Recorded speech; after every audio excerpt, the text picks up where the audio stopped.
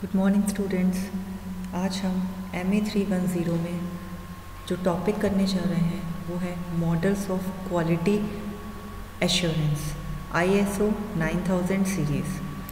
तो सबसे पहले हम पढ़ेंगे क्वालिटी के बारे में। Quality becomes a major focus of businesses throughout the world and various organisation developed standard and guidelines such as quality management, quality control, quality assurance and quality system। देखिए, quality एक major focus हो गया business का। Means अगर कहीं पे भी कोई बिज़नेस है, कोई ऑर्गेनाइजेशन है, तो सबसे इम्पॉर्टेंट गाइडलाइंस रहती है ऑन क्वालिटी, कि क्वालिटी को मैनेज किया जा रहा है। अगर कोई स्टार्टअप है तो क्या क्वालिटी कंट्रोलेबल है, क्या क्वालिटी का एश्योरेंस है। इट मीन्स कि जो क्वालिटी बिज़नेस की स्टार्टिंग में दिखाई गई थी, क्या वही क्वालिटी अभी आज की डेट में मैनेज हो रही है, कंट्रोल हो रही है, या जो क्वालिटी आप 2000 में दे रहे थे वही क्वालिटी आप 2010 में दे रहे हैं, और वही क्वालिटी क्या रिपीटेटिवली 2021 में हमें मिल रही है। तो this is all about quality assurance and quality control.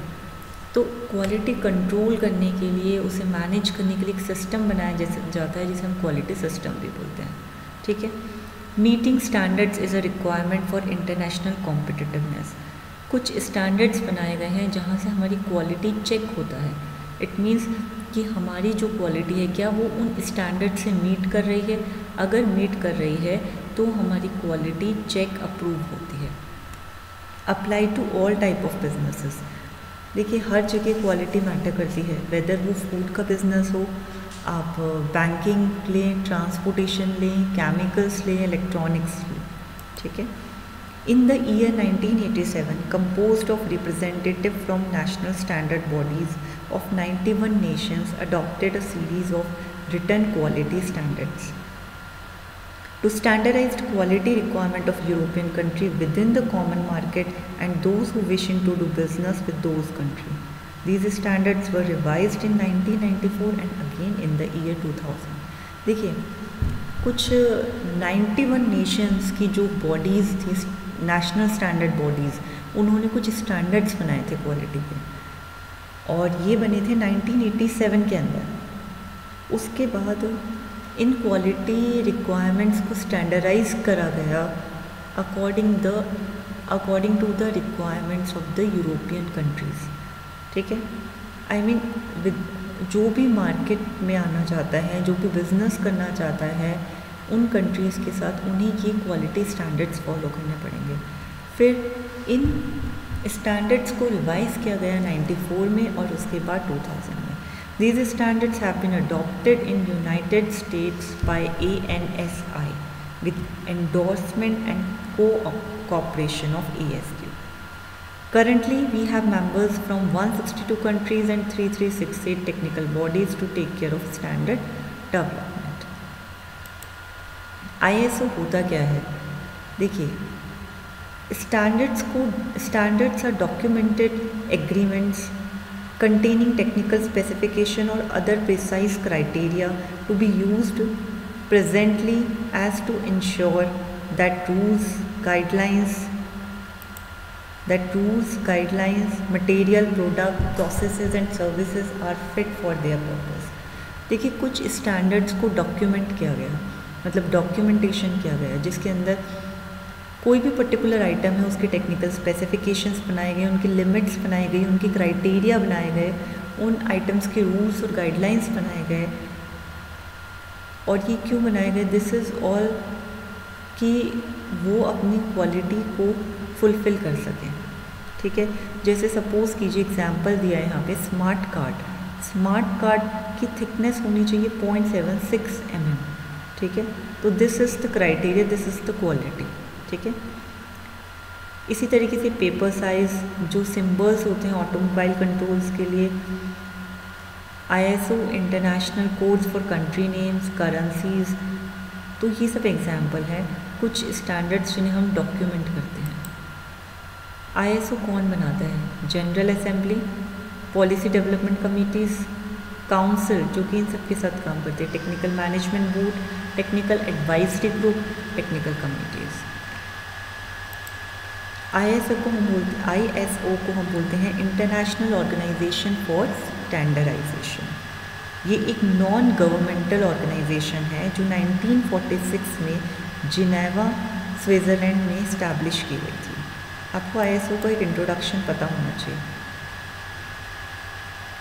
ये है ISO का revision time table, means ISO को कब कब रिवाइज़ किया गया, जैसे कि 1985 में, 1990 में, 95 में, 2000 में, और सब में कुछ ना कुछ ऐड किया गया, मॉडिफाई किया गया। जैसे कि अगर आप देखें, इनिशियल रिलीज़ था, इसमें रिवाइज्ड किया गया विद लिमिटेड मॉडिफिकेशन, फिर 98 में फर्स्ट कम्युनिटी ड्राफ्ट की गई। तो इस तरीके से इसके अंदर अलग अलग मॉडिफिकेशन किए गए। अब हमें ISO की नीड क्यों पड़ी? अगेन ISO की नीड हमें क्वालिटी और स्टैंडर्डाइजेशन के लिए पड़ी। ISO की नीड हमें क्वालिटी और स्टैंडर्डाइजेशन के लिए पड़ी, ठीक है। मीन्स हम चाहते हैं कि कोई भी प्रोडक्ट हो, ऐसा नहीं है उसकी इंडिया में क्वालिटी बहुत अच्छी और वही प्रोडक्ट अगर हम कहीं और लेते हैं तो उसकी क्वालिटी डिग्रेड हो जाती है, नहीं। इसलिए इंटरनेशनली कुछ चीज़ें डिज़ाइन की गई कि इस आइटम की क्वालिटी यही होनी चाहिए and this is the standard. तो इससे क्या हुआ? World wide progress in trade liberalisation, interpretation of sectors, world wide communication system, global standard needs for emerging technologies and developing countries. इसके ऑब्जेक्टिव थे, बेसिकली इसने 5 ऑब्जेक्टिव को फुलफिल किया। First, achieve, maintain and seek to continuously improve product quality in relationship to the requirement. Improve the quality of operations, provide confidence to internal management। तो basically क्या किया, इसका जो ऑब्जेक्टिव था वो ये था कि कोई भी प्रोडक्ट है उसकी क्वालिटी को कंटिन्यूशन में इम्प्रूव किया जा सके, ठीक है। इसे ही हम क्वालिटी चेक कहते हैं। ऑपरेशंस, अगर कोई प्रोडक्ट बन रहा है तो उसका कोई प्रोसेस होता है, प्रोसेस ऑफ ऑपरेशन होते हैं, तो उस ऑपरेशन की क्वालिटी को भी इम्प्रूव किया जा सके। क्योंकि अगर सपोज़ कीजिए फाइनल प्रोडक्ट अच्छा नहीं निकला तो हम फिर बैक टू किस में जाते हैं? ऑपरेशंस में। हम देखते हैं कि इसके ऑपरेशन फुलफिल हुए या नहीं हुए, कहीं किसी भी प्रोसेस में कोई कमी तो नहीं रह गई। Provide confidence to internal management, अगर आपका प्रोडक्ट की क्वालिटी अच्छी होगी तो कहीं ना कहीं जो इंटरनल मैनेजमेंट है उसका कॉन्फिडेंस डेवलप होगा। क्यों? अगर सपोज़ कीजिए कोई फूड प्रोडक्ट है, वो उसकी क्वालिटी अच्छी है, कैसे पता चलेगा? उसकी सेल पर, लोग उसे पसंद कर रहे हैं, नहीं कर रहे हैं। अगर उसकी सेल अच्छी हो रही, यानी आपने जो क्वालिटी मेंटेन कर रखी है वो स्टैंडर्ड्स को फुलफ़िल कर रही है और वो एक तरीके से उस क्वालिटी को एक्सेप्ट किया जा रहा है, ठीक है। प्रोवाइड कॉन्फिडेंस टू कस्टमर, अगर आपकी क्वालिटी हमेशा चेक रहेगी तो कस्टमर कभी भी लेने से पहले नहीं सोचेगा। कोई भी फूड प्रोडक्ट उठा के देख लीजिए, सपोज़ कीजिए हनी उठा के देख लीजिए डाबर का, अगर उसमें क्वालिटी वो मेंटेन करेगा तो कोई भी कस्टमर हनी लेने से पहले सोचेगा कि हाँ ठीक है, हमें डाबर का हनी चाहिए क्योंकि इसकी क्वालिटी बेटर है, और ये अपनी क्वालिटी चेक रखता है, क्वालिटी इंप्रूव रखता है। Provide confidence that quality system requirements are fulfilled. ISO 9000 versus ISO 9001. ISO 9000 is a series or family of standards. ये एक सीरीज़ है, मतलब इसमें स्टैंडर्ड्स की फैमिली है जो हम आगे देखते हैं। ISO 9001 is a standard within the family, okay. ISO 9000 family of standard also contain individual standard name ISO 9000, ठीक है। अब कुछ हम स्टैंडर्ड्स के बारे में पढ़ते हैं। जो ISO फैमिली ऑफ स्टैंडर्ड्स हैं वो क्या हैं? देखिए, ISO 9000 2015 के बारे में पढ़ते हैं। This specify the fundamentals and vocabulary used in all these ISO 9000 standard. देखिए, ISO 9000 सीरीज़ ऑफ स्टैंडर्ड है, तो अलग अलग में कुछ ना कुछ बताया जाएगा। जैसे फर्स्ट में बता रखे हैं फंडामेंटल्स और वोकैबुलरी, ठीक है। फिर जब 9001 2015 आया तो this is the requirement standard that provide direction on how to achieve quality requirements. Means इसमें ये बताया गया, डायरेक्शंस दी गई कि क्वालिटी रिक्वायरमेंट्स को कैसे अचीव किया जा सके, किसी पर्टिकुलर प्रोडक्ट की क्वालिटी को। Meet the significant regulatory requirements. Regulatory requirements मतलब कि जो कि कंट्रोलेबल होती है, जिसे आप रेगुलेट कर सकते हैं।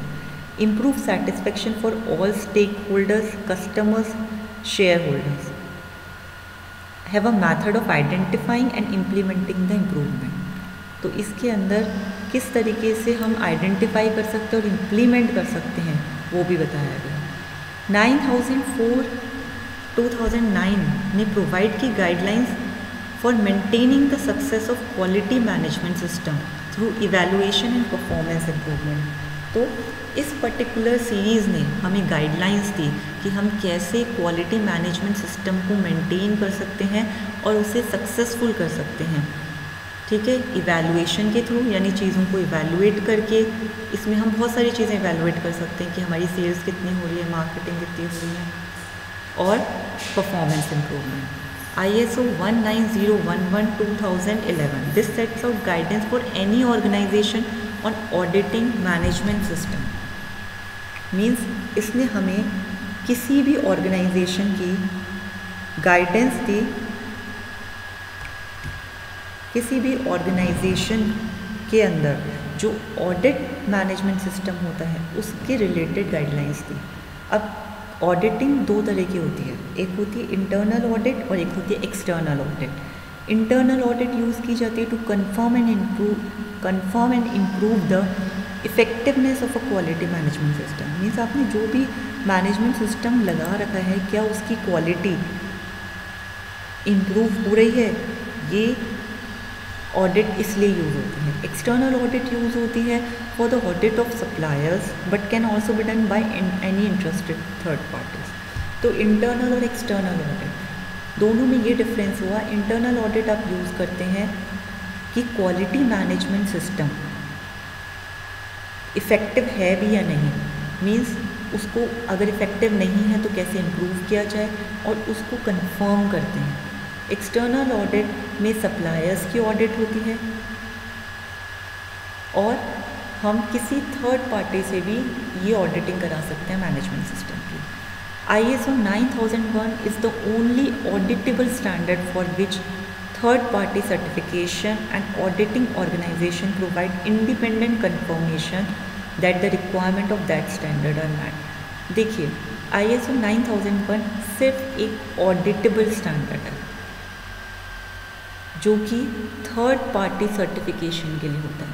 मीन्स आपको किसी भी पर्टिकुलर प्रोडक्ट की अगर ऑडिटिंग करनी है तो आप इस सीरीज़ को कंसल्ट कर सकते हैं, और ऑडिटिंग ऑर्गेनाइजेशन होती हैं वो प्रोवाइड करती हैं इंडिपेंडेंट कंफर्मेशन। ओके, अब जो पहले था हमारा ISO 9000, उसके क्वालिटी स्टैंडर्ड्स क्या थे? उसमें 3 QMS मॉडल थे, 9001/94, 9002/94। अब ये था फॉर क्वालिटी एश्योरेंस, अगर डिज़ाइन, डेवलपमेंट, प्रोडक्शन, इंस्टॉलेशन और सर्विसिंग के लिए चाहिए। ये बेसिकली था कंपनीज और ऑर्गेनाइजेशन की जिनकी एक्टिविटी होती है न्यू प्रोडक्ट्स को क्रिएट करना। और 9002/94 मॉडल था for quality assurance in production, installation and servicing. It had basically the same material as ISO 9000 but without covering the creation of new product। और लास्ट था आपका ISO 9003/1994 model for quality assurance in final inspection. जब final inspection होता है तब ये वाला model use किया जाता है। ये क्या कवर करता है? ये कवर करता है test cover only the final inspection of finished product with no concern for how the product was produced। Means ये जो मॉडल होता है इसका कोई मतलब नहीं होता कि आप प्रोडक्ट कैसे प्रोड्यूस कर रहे हैं, बट इसका जो फोकस होता है मॉडल का, वो फोकस होता है फाइनल जो आपका प्रोडक्ट निकल के आ रहा है उसको इंस्पेक्ट करना। Okay, all of these were combined into ISO 9001:2000, which was updated to 9001:2008 and is now ISO 9001:2015 with the major difference in risk based thinking. तो ये सारे कंबाइन कर दिए गए ISO 9001:2000 में, फिर इन्हें अपडेट किया 2008 में और अब ये 2015 के नाम से हमारे पास स्टैंडर्ड्स अवेलेबल हैं। तो ये थे बेसिक मॉडल्स जो आपके थे क्वालिटी एश्योरेंस के ISO 9000 सीरीज़ के। Okay, thank you.